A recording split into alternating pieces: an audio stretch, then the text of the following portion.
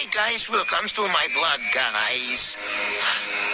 Guys, kung makikita nyo guys, may mga nakabitay-bitay na mga plastic guys.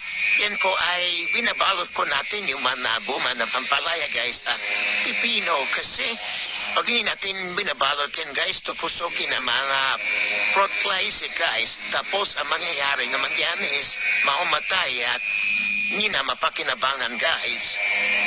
So, hindi na tayo makaka-harvest nun, guys.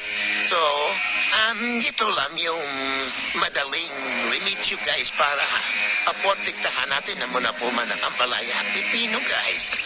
Although, meron naman siyang nabibiling mga gamot, guys, sa Shopee na order, guys. Kaya lang, medyo may kamahalan.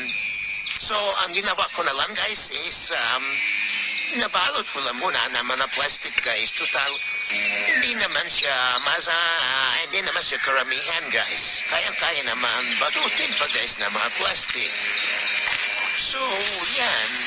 At least makaka-harvest din tayo guys. So, salamat sa inyo panonood. Shout out sa mga viewers ko guys. So, yung hindi nanonood, nag-like, nag-share ng videos ko guys. Pangit. Oh.